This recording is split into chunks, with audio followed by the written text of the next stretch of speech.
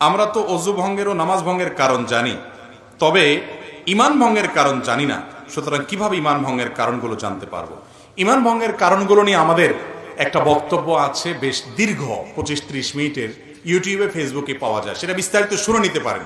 যেহেতু বোন প্রশ্ন করেছেন, তাকে আমরা এক নজরে ঈমান ভঙ্গের কারণগুলো জানাই দিচ্ছি। এটা খুব দরকারি কথা যে আমরা নামাজ ভঙ্গের কারণ জানি, অজু ভঙ্গের কারণ জানি, রোজা ভঙ্গের কারণ জানি, কিন্তু ঈমান ভঙ্গের কারণ জানি না।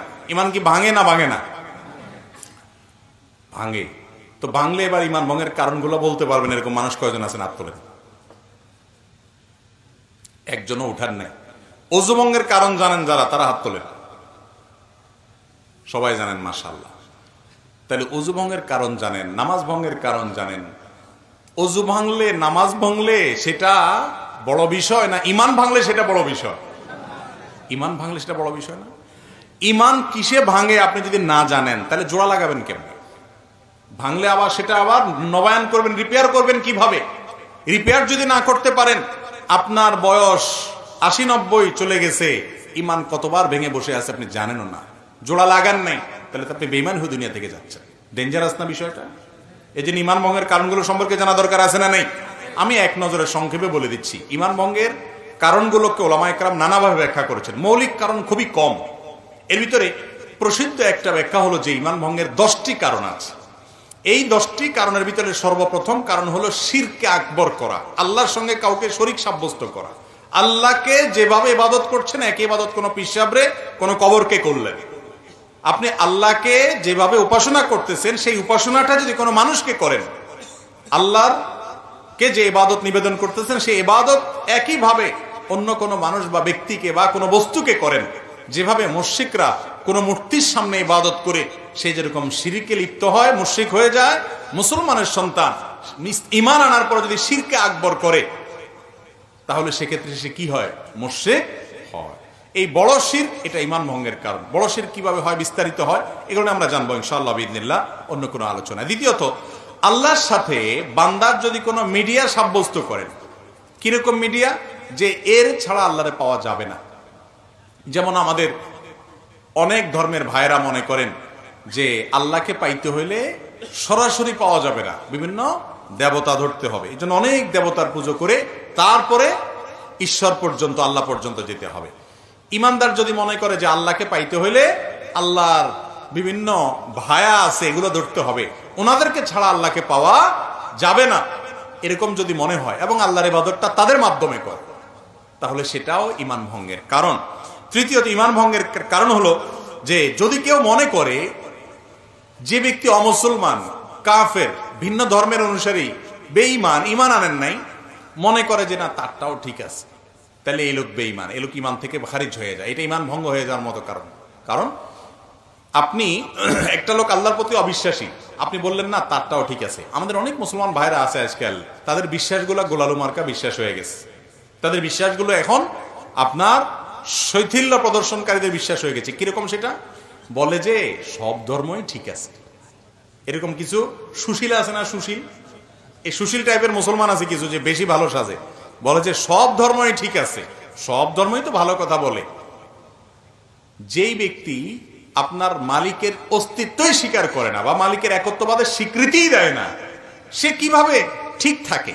তার অনেক ভালো কাজ থাকতে পারে, ভালো গুলোকে আপনি ভালো বলেন, কিন্তু সে কখনো আল্লাহর কাছে গ্রহণযোগ্য ইমানদার হতে, সে ইমানদারই না, আল্লাহর কাছে গ্রহণযোগ্য বান্দা হতে পারে না।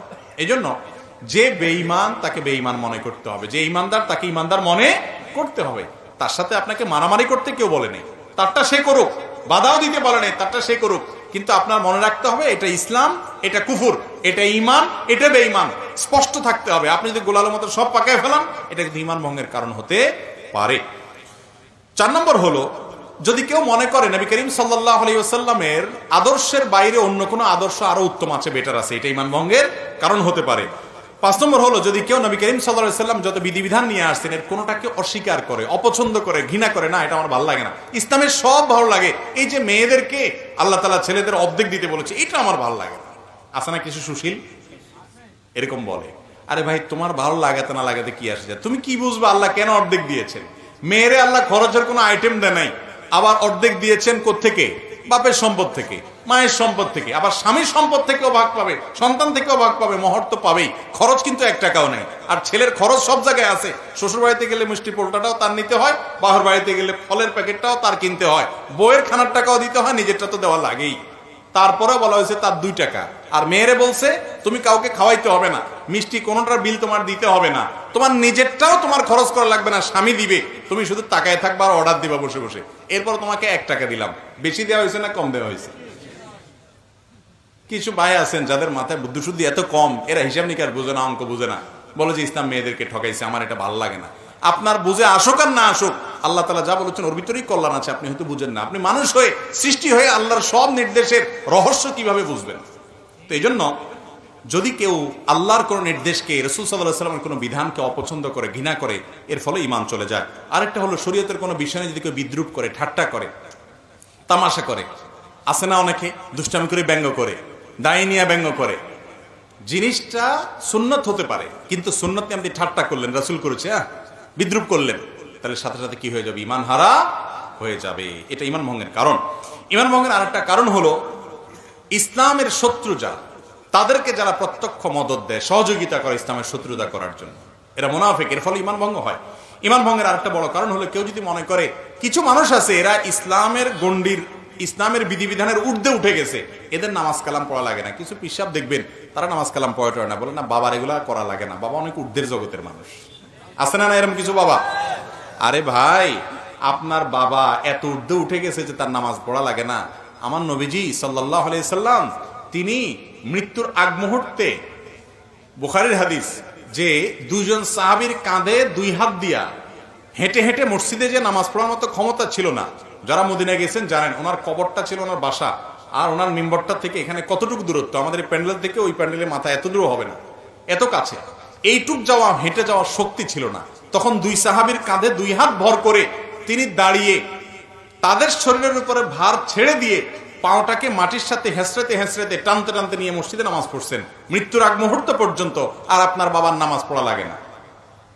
এ বাবা কি ভণ্ড বাবা না? আল্লাহ কোরআনে বলছেন ওয়াবুদ রাব্বাকা হাত্তা ইয়াতিয়াকাল ইয়াকিন, তোমরা আল্লাহর ইবাদত করো ইয়াকিন আসার আগ পর্যন্ত। বলে যে আমাদের বাবার ইয়াকিন এসে গেছে, আর লাগে না। অথচ এখানে ইয়াকিন শব্দের অর্থ হলো মৃত্যু। সব ইয়াকিন মানেই বাংলা ইয়াকিন না, বা বিশ্বাস না, দৃঢ়তা না। এখানে উদ্দেশ্য হলো ইয়াকিন মানে মৃত্যু। সমস্ত তাফসীর কিতাবগুলোতে লিখছে, এবং এটার ব্যাখ্যা। যাই হোক, তো যদি কোনো ব্যক্তি মনে করে যে তার ইবাদতবন্দি করা লাগে না, সে আফার লেভেল উঠে গেছে, এটাও ঈমান ভঙ্গের কি হতে পারে? কারণ হতে পারে। ঈমান ভঙ্গের আরেকটা কারণ হলো জাদু। জাদুকে যদি কেউ হালাল মনে করে, জাদুতে লিপ্ত হয়, জাদু বলতে ব্ল্যাক ম্যাজিক যেটাকে বলা হয়, কুফরি কালামের মাধ্যমে মানুষের ক্ষতি করা হয়, আছে না নাই অনেকগুলো, এটাও ঈমান ভঙ্গের কারণ। এবং ঈমান ভঙ্গের আরেকটা কারণ হলো দ্বীনের ব্যাপারে একেবারে আপনার বেখেয়াল, একেবারে বেখবর। কিরকম বেখবর? ধরেন আপনার কখনো সে নামাজ পড়ে না, কখনো দিনের কোনো বিষয় নেই, নামকে আসতে শুধু মুসলমান, আর ইসলামের কোনো কিচ্ছুতে তার মধ্যে নেই, তাহলে এই ব্যক্তিকে মুসলমান বলার কারণ থাকতে পারে না, কারণ ইসলামের কোনো কিছুই তার মধ্যে দেখা যায় না। আল্লাহ তাআলা আমাদেরকে ঈমান ভঙ্গের কারণগুলো থেকে হেফাজত থাকার তৌফিক